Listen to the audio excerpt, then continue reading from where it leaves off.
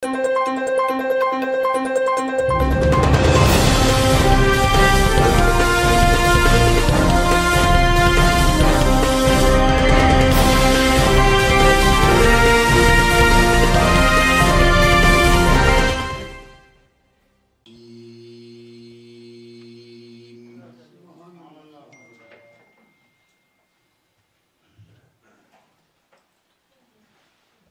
الله الرحمن الرحيم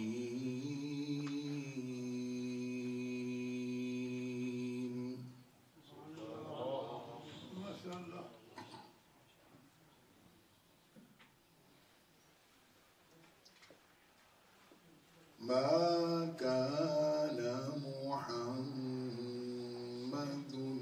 أبا أحد من رجالكم یہ دعا ہے کہ امین نزا کے وقت سلامت میرا ایمان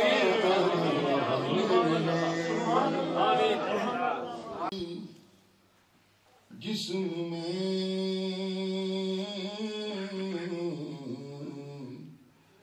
جب تک کہ میرے جان رہے الہی جسم میں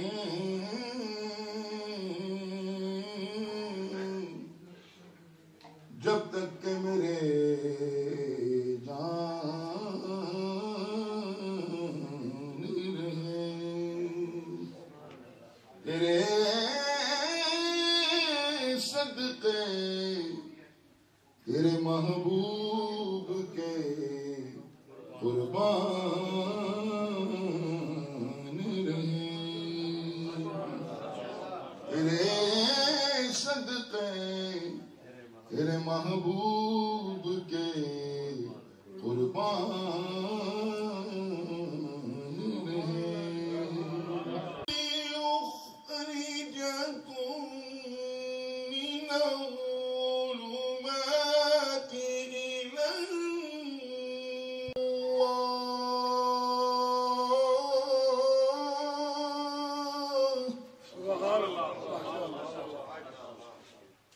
اللہ کے مقدس کلام کی تلاوت فرمائیں اور محفل کا آغاز ہو۔ نعرہ تکبیر، نعرہ رسالت، نعرہ تحقیق، نعرہ حیدری، ماشاءاللہ، نعرہ غوثیہ۔ پھر یکایک رحمت حق کو بہانہ مل گیا، حضرت آمنہ کو کنتو کنزن کا خزانہ مل گیا، بے سہاروں بے ٹھکانوں کو ٹھکانہ مل گیا، حضرت حسنین کو بے مثل نانا مل گیا۔ حضور کے اور میرے مرشد کی صاحبزادی ان کے آگے نوازوں تھا۔ اب ہمیں تو اتنا شعور بھی نہیں تھا کہ کون ہے کیا مسئلہ ہمارے تو علم میں نہیں تھا۔ ہوا یہ کہ مفتی صاحب میرے مقدر دیکھیں، میری خوش نصیبی دیکھیں کہ مفتی صاحب کی نظر انتخاب پڑی تو اس گناہگار پر۔ مجھے پہلے چشتی رکھواتا تھا، مجھے کہنے لگے جاؤ جا کے وہاں بچوں کو پڑھاؤ۔ میں نے پڑھانا شروع کر دیا، کچھ دن گزرے تو میں نے دیکھا کہ غزالی زمان تشریف، اب وہاں میں پڑھا رہا ہوں تو فرمانے لگے بچوں کو، بچوں چیئرمین کی وجہ چیئرمین تو آج کل تھی، لیکن ان کے اندر ایک کمال ہے، اور جو جس کے اندر بارے خواجہ صاحبی ماشاءاللہ جو ٹنا ٹن سننی ہے جی، یہ وہ چیز ہے جو کبھی ختم ہونے والی نہیں ہے۔ یہ باقی تو سلسلہ ختم ہو سکتا ہے، لیکن یہ جو عشق مصطفیٰ ہے یہ کبھی ختم نہیں ہو سکتا۔ واجد صاحب فرمانا کس نام صاحب کو بلا، میں قاری منیر صاحب کو، ماشاءاللہ کیا خوبصورت آواز اللہ نے دی ہے، اور نسلی نعت خوان، خاندانی نعت خوان، ان کے والد محترم خود بہت اچھے قاری اور بہترین نعت خوان قاری محمد یونس صاحب، اللہ ان کا سایہ سلامت رکھے صحت تندرستی کے ساتھ۔ تو آج کی یہ محفل رکھی گئی، اور پھر مجھے معلوم ہوا کہ قبلہ حضور شہزادہ غزالی زمان برطانیہ تشریف لانے والے ہیں، تشریف لانے سے پہلے ہی میں نے ملتان فون کر دی. تو حضرت کے الفاظ سے فرمان لگے قاری صاحب سب سے پہلے آپ کا ہی فون آیا ہے جی. تو وہاں سے میں نے ڈیٹ لے لی تھی 15 تاریخ جو آج کی ہے. ہماری خوش نصیبی ہے کہ حضرت نے ہماری دعوت کو قبول فرمایا اور قدم رنجہ فرمایا. یہاں موجود ہیں فخر سادات آل رسول ہیں, حضرت موسیٰ کاظم کی اولاد ہیں, امام خاتم امام کی اولاد ہیں. ہمارا تو یہی فخر ہے اور میرے مرشد کے لخت جگر ہیں جی, جن کو دیکھنا عبادت. غزالی زمان کے شہزادے ہیں اور غزالی زمان جب خطاب فرمایا کرتے تھے اسٹیج سیکرٹری کہتا علماء توجہ فرمائیں, غزالی زمان کا خطاب شروع ہو رہا ہے, عوام نہیں, علماء توجہ فرمائیں.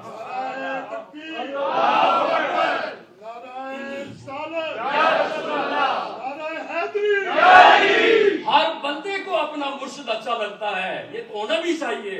لیکن آپ کو صحیح بتا رہا ہوں, کراچی میں جب مجھے بڑی پرانی بات ہے خواجہ صاحب کہ میرا پورا خاندان تقریباً گولڈا شریف سے بیٹھ ہے. تو کراچی میں ماڈل کالونی میں پڑھتا تھا, حضرت کی ہمشیرہ صاحبہ وہاں ماڈل کالونی میں کراچی. تو میری خوش نصیبی دیکھیں کہ وہاں شعیب جعفری صاحب مدرسے میں آئے اور ہمارے مدرسے کے مفتی صاحب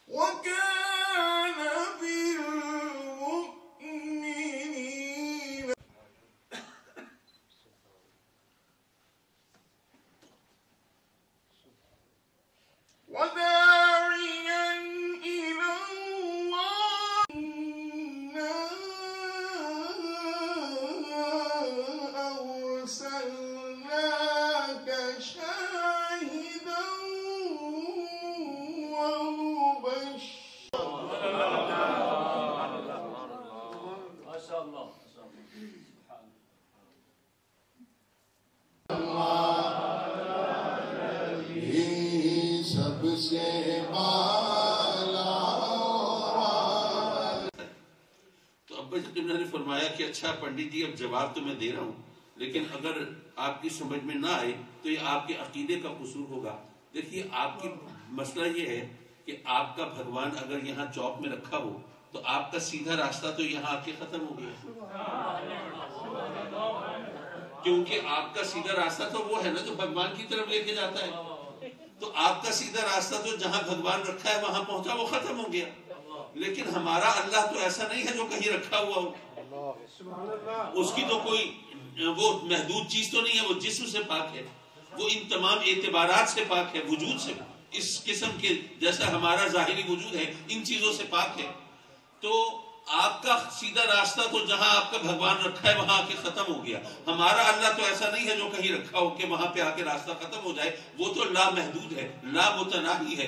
جب وہ لامتناہی ہے تو اس کی طرف جو راستہ جا رہا ہے اس کی بھی کوئی حد نہیں ہے. تو اس لیے میرے نبی اور ہم سب مسلمان رب کی بارگاہ میں عرض کرتے ہیں کہ مولا ہمیں سیدھا راستہ دکھا.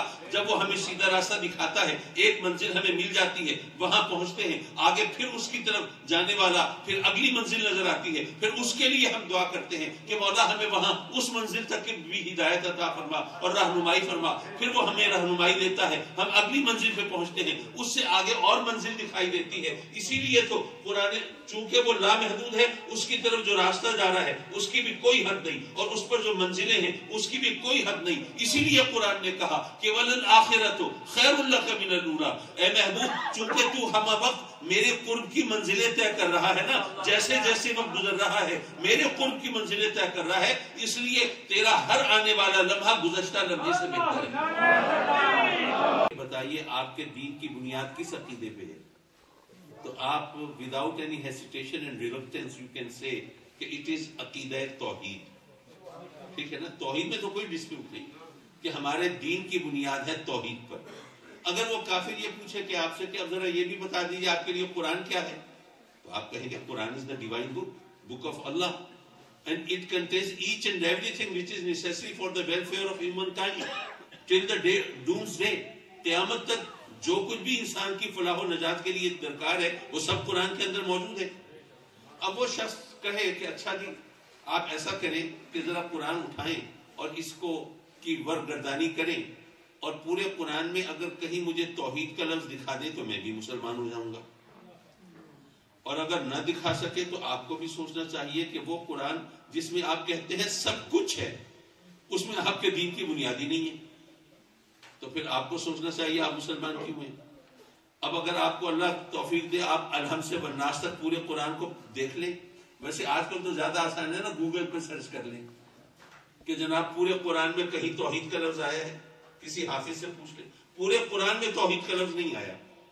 اس بنیاد پر اگر کوئی کافر اس طرح اعتراض کرے اور انکار کرے اسلام کا, قرآن کا, اس کی تعلیمات کا, تو آپ اسے کیا جواب دیں گے؟ اسے کہیں گے بھئی توحید کا لفظ تو قرآن میں نہیں آیا لیکن اللہ کے ایک ہونے کا ذکر تو قرآن میں آیا, تو توحید اور کسے کہتے ہیں؟ بھئی جو اللہ کے ایک ہونے کا ذکر ہے وہی توحید کی بنیاد ہے, وہی توحید کی اصل ہے, وہی توحید کی روح ہے, بلکہ یوں کہیے وہی توحید ہے. تو میں بھی عرض کروں گا کہ اگرچہ میلاد کا لفظ تو قرآن میں نہیں آیا لیکن میرے آقا کریم کی تشریف آوری کا ذکر تو قرآن میں آیا, سرکار کی جلوہ گری کا ذکر تو قرآن میں آیا ہے, اور کس کس انداز میں آیا ہے اور کن کن الفاظ میں آیا ہے, اور اللہ نے اپنے محبوب کی تشریف آوری کے لیے کیا کیا پیرایا اظہار ایکسپریشن کیا کیا اس نے سلیکٹ کیا ہے. کہیں فرمایا لقد من اللہ علی المؤمنین اذ بعث فیہم رسولا, اور کہیں فرمایا هو الذی ارسل رسولہ بالہدی, اور کہیں فرمایا قد جاءکم من اللہ نور, اور کہیں فرمایا یا ایھا النبی انا ارسلناک شاہدا, اور کہیں فرمایا وما ارسلناک الا رحمۃ للعالمین. ارے آنکھیں کھول کر دیکھو سارا قرآن تو میلاد سے بھرا ہوا ہے. سبحان اللہ. حضرات مکرم, میرے آقا کریم حضور علیہ الصلوۃ والسلام کے میلاد کے حوالے سے ایک بات تو یہ کہ صحیح ستہ 6 کتابیں حدیث کی جو باقی تمام کتابوں سے زیادہ معتبر سمجھی جاتی ہیں, اس میں ترمذی شریف, اس میں باقاعدہ باب و میلاد النبی صلی اللہ علیہ وسلم پورا چیپٹر میلاد شریف کے حوالے سے اس میں منعقد کیا گیا. اسی طرح خیر اب یہ میرا خیال ہے کہ ایسی چیز نہیں ہے اس پر زیادہ زور دیا جائے, لیکن وہ حدیث تو آپ نے بارہا سنی ہوگی کہ حضرت عباس رضی اللہ تعالیٰ عنہ جو چچا ہیں میرے آقا کریم صلی اللہ علیہ وسلم کے, انہوں نے دیکھا خواب میں ابو لہب کو, ابو لہب بھی چچا ہے اب رشتے میں, گویا اپنے بھائی ابو لہب کو دیکھا, خواب میں دیکھا بڑے عذاب میں ہے, مصیبت میں ہے, مشکل میں ہے. اس سے پوچھا کہ ہاں جی کیا حال ہے؟ اس نے کہا کہ ویسے تو یہی عذاب ہے لیکن بات یہ ہے کہ جب میرا بھتیجا محمد صلی اللہ علیہ وسلم پیدا ہوا تھا تو میری ایک کنیز, میری ایک باندی میرے بھتیجے کی پیدائش کی خبر لائی.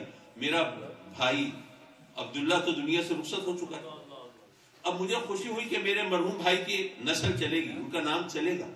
تو اس خوشی کی کیفیت میں نے اپنی اس کنیز کو 2 انگلیوں کے اشارے سے آزاد کر دیا. ایسی اچھی خبر لائی ہے, میرے بھتیجے کی پیدائش کی خبر لائی ہے, میرے مرحوم بھائی کے نسل چلنے کی خبر لائی ہے, میں تجھے آزاد کرتا ہوں. تو ابو لہب نے کہا کہ آج بھی جب سوموار آتا ہے, پیر کا دن جب آتا ہے, تو میرے عذاب میں کمی ہو جاتی ہے اور ان انگلیوں سے مجھے دودھ اور شہد ملتا ہے. ذرا سوچیے, ابو لہب کافر ہے نا, بلکہ آقا کریم صلی اللہ علیہ وسلم کے زمانے کا وہ واحد کافر جس کا اس طرح ذکر کر کے تبت یدا ابی لہب وتب, اس طرح ذکر کر کے اس کی مذمت کی گئی ہے. جب ایسا کافر اس نے میرے نبی صلی اللہ علیہ وسلم کی ولادت کی خوشی منائی, رب کائنات نے اس کو بھی محروم نہیں رکھا. تو ہم اپنے بارے میں سوچیں, ہم تو کلمہ گو ہیں, سرکار کے غلام ہیں اور اس غلامی پہ فخر کرنے والے ہیں, تو ہم کیسے محروم رہ سکتے ہیں؟ لیکن یہاں پر ایک اعتراض ہے, اور اعتراض اگر ویلڈ ہو تو اس کو اوور لک کر کے نہیں گزرنا چاہیے, اس کا جواب دے کے جانا چاہیے. اعتراض یہ ہے کہ جناب بات یہ ہے کہ قرآن مجید میں رب کائنات نے فرمایا کہ لا یخفف عنہم العذاب ولا هم ينذرون, کافروں کے عذاب میں کمی نہیں ہوگی اور ان کو مہلت نہیں ملے گی. اب یہ قرآن کا اعلان ہے, یہ قرآن کا فرمان ہے, یہ قرآن کا قانون ہے کہ کافروں کے عذاب میں کمی نہیں ہوگی. اب قرآن کہتا ہے کافر کے عذاب میں کمی نہیں ہوگی, اور حدیث کہتی ہے کہ کافر کے عذاب میں کمی ہوئی. اب آپ بتائیے اگر قرآن اور حدیث کے اندر ٹکراؤ ہو، کلیش ہو، کنٹرڈکشن ہو، تو آپ کس کو پریفر کریں گے؟ قرآن کو ہی کرنا ہوگا. اور علماء سے معذرت کے ساتھ اگر ان کے ذہن میں وہ خلش چل رہی ہو ناسخ و منسوخ کی بحث کی، تو یہ اس حوالے سے بات نہیں ہو رہی، ایک سیدھا سادہ ایک بیان کی بات ہو رہی ہے، حکم کی بات ہو رہی ہے. تو ایک حکم جب قرآن میں موجود ہو اور حدیث میں اس کے خلاف ہو تو ظاہر ہے کہ ہمیں قرآن کا اعتبار کرنا ہے، قرآن کو ماننا ہے، اس پر عمل کرنا ہے. تو قرآن تو کہتا ہے کہ کافروں کے عذاب میں کمی نہیں ہوگی اور ان کو مہلت نہیں ملے گی، اور حدیث کہتی ہے ابو لہب کے عذاب میں کمی ہوئی. تو یہ حدیث تو قرآن کے خلاف ہے، اور جو قرآن کے خلاف حدیث ہو وہ تو قابل قبول ہی نہیں ہونی چاہیے. اور جو حدیث قابل قبول نہ ہو وہ سنا کے آپ لوگوں کے عقیدے اور ایمان کی بنیاد رکھیں، یہ تو ان کے ساتھ کھلواڑا مذاق ہے. حضرات مکرم علماء نے اس کے جواب دیے ہیں اور اپنی جگہ صحیح دیے ہیں. میں نے اس کو جس انداز سے سمجھا وہ میں عرض کرتا ہوں.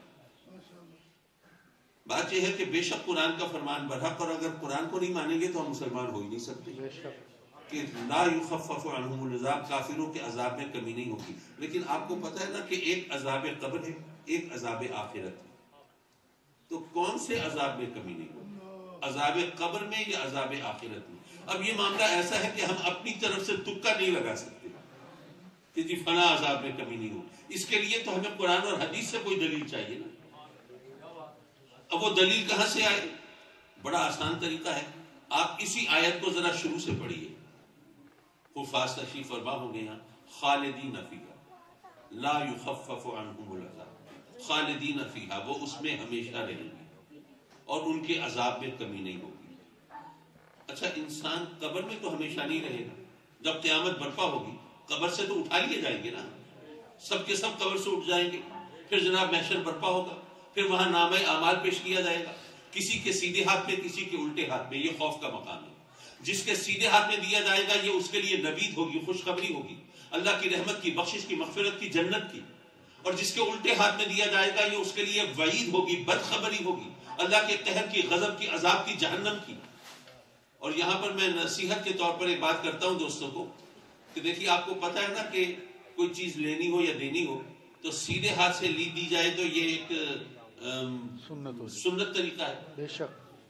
تو اگر ہم آقا کریم صلی اللہ علیہ وسلم کی سنتوں پر عمل کرنے کے عادی ہو اور سیدھے ہاتھ سے چیز لینے دینے کے عادی ہو، کیا خبر ایسا ہو. I am not going to give any فتویٰ، میں صرف اپنی ایک ایکسپیکٹیشن، ایک پاسبلٹی کا ذکر کر رہا ہوں کہ ممکن ہے کہ ایسا ہو کہ قیامت کے دن وہ فرشتے آئے نا نامہ اعمال دینے اور ہماری عادت ہو ہم عادتاً سیدھا ہاتھ بڑھا دیں اور فرشتے سیدھے ہی ہاتھ میں نامہ اعمال تھما دیں اور آقا کریم کی ایک سنت پر عمل کے صدقے میں بخشش کی صورت ہو جائے.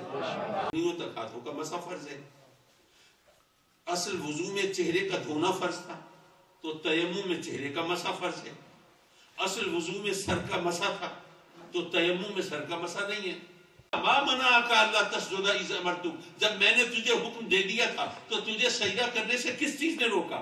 گویا پہلا اصول مقرر ہوا کہ ملزم شیطان ہو اور انصاف کرنے والا رب ہو، لیکن پھر بھی صفائی کا موقع دیے بغیر سزا نہیں سنائی جاتی. اس کو اس انداز سے ہمیں سمجھنا چاہیے. اچھا رب کائنات چونکہ رحمان و رحیم ہے نا تو اس نے ابلیس پر بھی اپنی رحمت کا اظہار فرمایا. وہ کیسے؟ دیکھیے وہ آپ یہاں پہ دیکھتے ہوں گے وہ آتا ہے ٹی وی پر وہ پروگرام کون بنے گا کروڑ پتی. اس کے اندر جناب وہ کوئی لائف لائن بھی ہوتی ہے، اس کے اندر جناب مدد بھی لے سکتے ہیں، یہ وہ فلاں فلاں. تو اس کے اندر کچھ اشارے دے دیے جاتے ہیں جواب کی طرف تاکہ آپ کو جواب دینے میں آسانی ہو جائے. رب کائنات نے ابلیس کو اشارے دے دیے. وہ کیسے؟ رب کائنات نے گویا فرمایا کہ اے ابلیس یہ مت خیال کرنا کہ جی میں بڑا عابد و زاہد ہوں، زمین آسمان کا کوئی چپا ایسا نہیں جہاں میں نے سجدہ نہ کیا ہو، اور یہ آدم یہ تو ابھی پیدا ہوا ہے، اس نے تو ایک سجدہ بھی نہیں کیا، میں اتنا بڑا عابد و زاہد ہو کر میں اس کو سجدہ کیوں کروں؟ اپنے زہد و تقوی پر فخر مت کرنا، کیونکہ سجدہ زہد و تقوی کی بنیاد پہ نہیں ہوتا. اور یہ بھی مت سمجھنا کہ جی میں تو فرشتوں کا استاد ہوں، فرشتوں کا پروفیسر ہوں، میں تو اتنا پڑھا لکھا ہوں، آدم کا تو نہیں پتا کوئی ڈگری ہولڈر ہے کہ نہیں ہے تو میں پڑھا لکھا ہو کر میں فرشتوں کا استاد دے اس پہ عمل کر لیجئے. ادھر ادھر جانے کی ضرورت ہی نہیں ہے.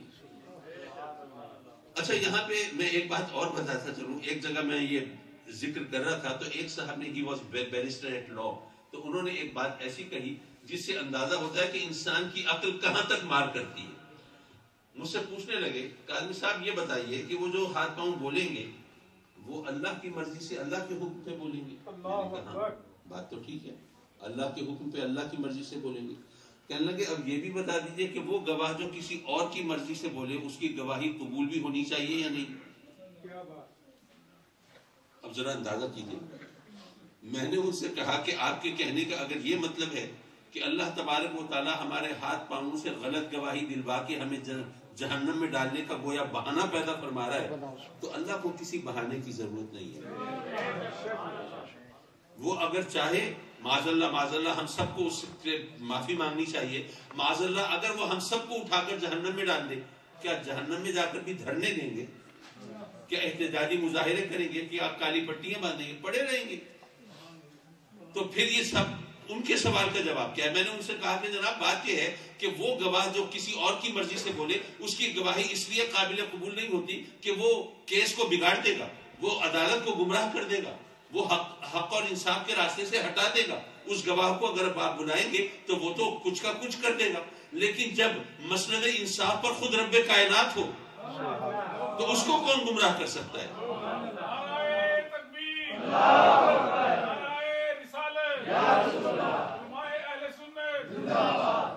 معاف کیجیے، آف شوٹس جو ہیں یہ بات وقت لے جاتی ہیں اور پھر وہ ادھر ادھر کی باتوں میں الجھ جاتا ہوں۔ میں یہ عرض کر رہا تھا کہ جب نامہ اعمال دیا جائے گا اور ایکسپلینیشن کال ہوگی تو گویا ہمیں مہلت مل رہی ہے نا جواب دینے کی، ہمیں جواب دینے کی مہلت مل رہی ہے، اور قرآن یہ کہتا ہے کہ وَلَا هُمْ يُنظَرُونَ، اور ان کو مہلت نہیں ملے گی۔ پتہ یہ چلا کہ عذاب قبر کے بعد تو مہلت ملے گی، عذاب آخرت کے بعد نہیں ملے گی۔ یہ کبھی موقع ملے تو ان سے کہنا یہاں تو ان طریقوں کو اختیار کر کے اپنے خلاف گواہوں کو چپ کرا کے کیس ختم کرا دیتے ہو، وہاں کیا کرو گے جہاں اپنے ہاتھ پاؤں اپنے خلاف گواہی دے رہے ہیں؟ خشک موسم کو تصور میں برابر رکھنا، خشک موسم کو تصور میں برابر رکھنا، چشم نم کل کے لیے اشک بچا کر رکھنا۔ حضرات مکرم یہاں پہ ایک بات اور آئی میرے ذہن میں، ذرا عقیدے کی بات ہے وہ بھی کہتا چلوں۔ جب ہاتھ پاؤں ہمارے خلاف گواہی دے، اور ابھی کچھ اور آگے چلیے، آیت ختم تو نہیں ہوئی نا، وَلَا هُمْ يُنظَرُونَ، اور ان کو مہلت بھی نہیں ملے گی۔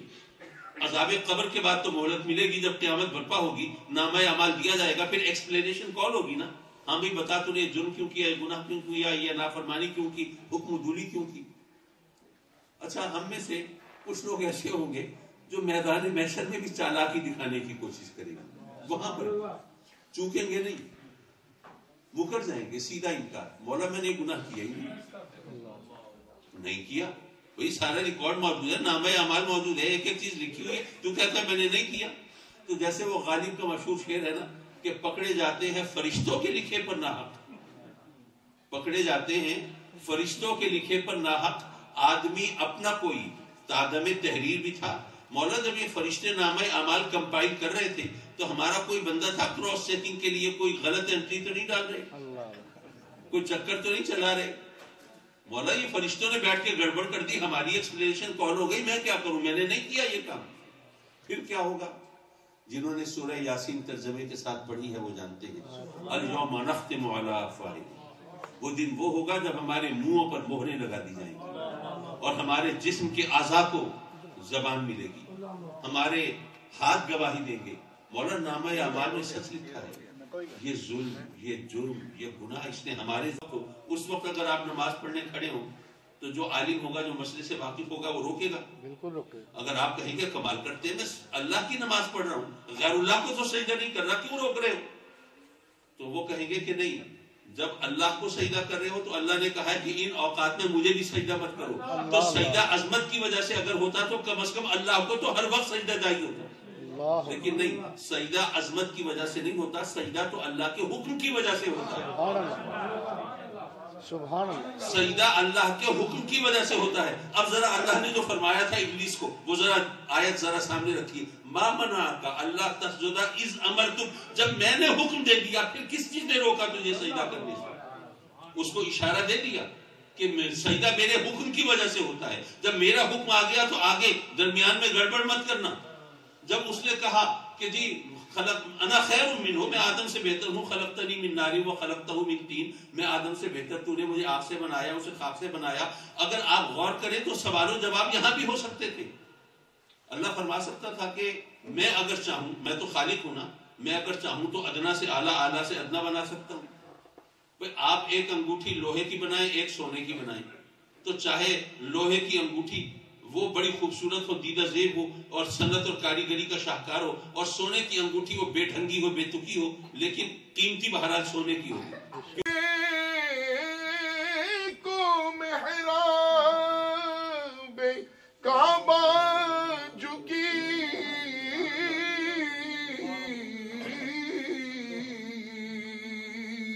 جن کے سجدے ہو محراب کعبہ جھکی، ان بابوں کی لطافت میں لاکھوں سلام مصطفیٰ جانے رحمت پہ لاکھوں سلام.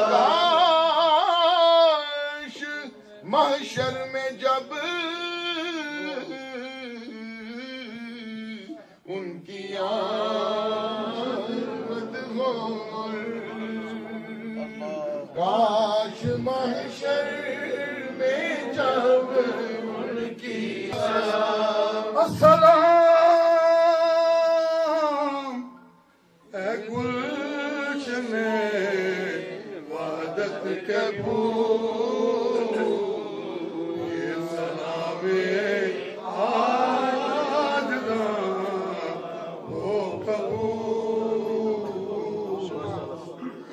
ابھی دعا ہوگی انشاءاللہ. تمام احباب کے لیے بہت سے لوگ بیمار ہیں، کچھ پریشان ہیں، کچھ امیگریشن کے مسائل میں پھنسے ہوئے ہیں، کچھ اولادیں ہیں لیکن اچھے رشتے نہیں ہیں، کچھ بے اولاد ہیں، کچھ بے روزگار ہیں، کچھ روزگار والے ہیں اور اس میں برکت نہیں ہے. بے شمار مسائل ہیں لوگوں کے. لنگر میں حصہ لینے والے انشاءاللہ پیر صاحب قبلہ سب کے لیے دعا فرما. آمین. قاری صاحب عبد القادر بھائی نے 29 کا اناؤنسمنٹ کے لیے سیدنا و مولانا محمد وبارک وسلم وصلی علیہ. ربنا آتنا فی الدنیا حسنۃ وفی الآخرۃ حسنۃ وقنا عذاب النار.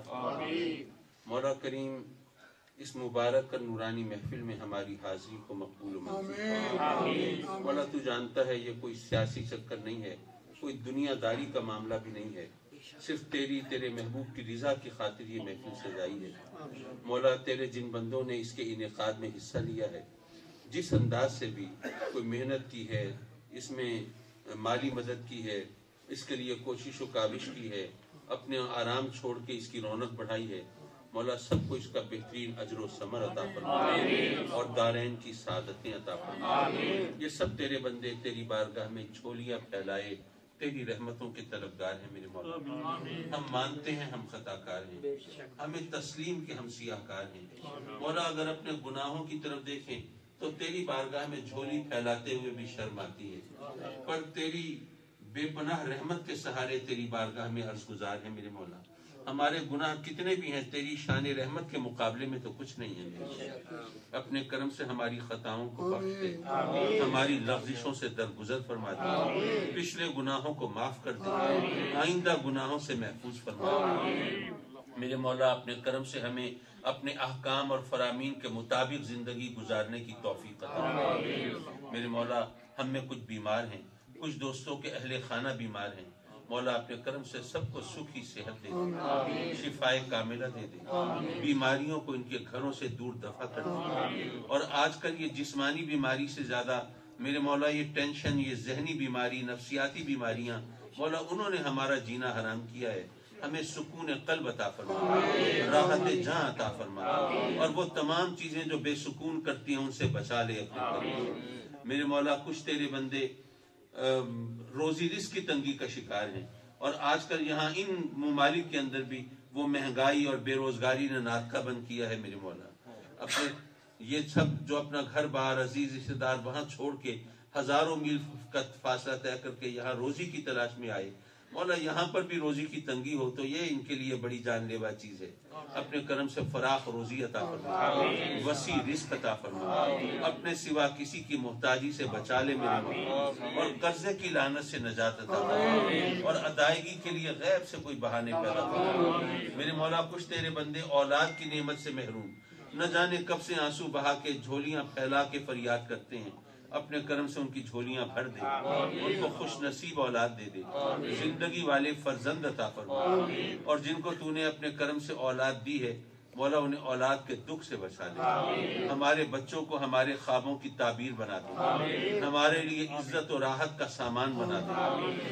میرے مولا کچھ بچے امتحانات دے رہے ہیں, ان کے لیے امتحانات کو آسان کر دے, اور زندگی کے ہر میدان میں ہر امتحان میں سرخرو فرما دے. کچھ بچے روزی روزگار کی تلاش میں ہیں, ان کو باعزت روزگار دے دے, اور اپنے کرم سے ان کے ذریعے خاندان کی عزت و وقار میں اضافہ فرما دے. میرے مولا کچھ والدین بچوں بچیوں کے رشتوں کے بارے میں پریشان ہیں.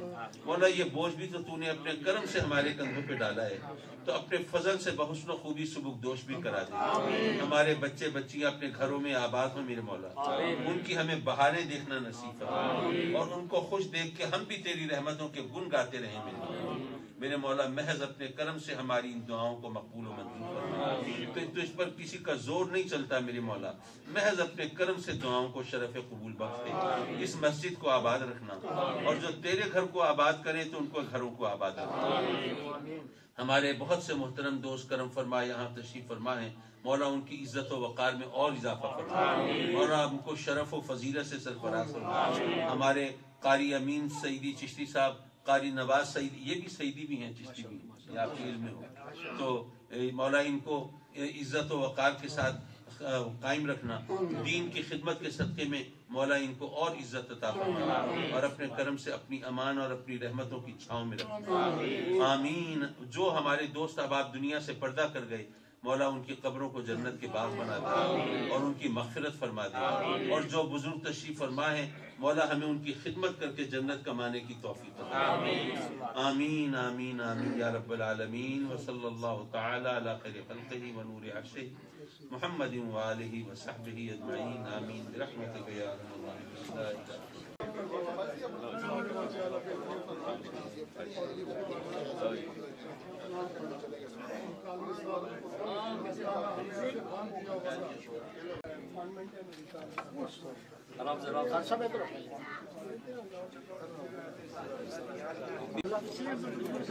یہ تو میرا چار سال کے بعد آیا نہیں پہلے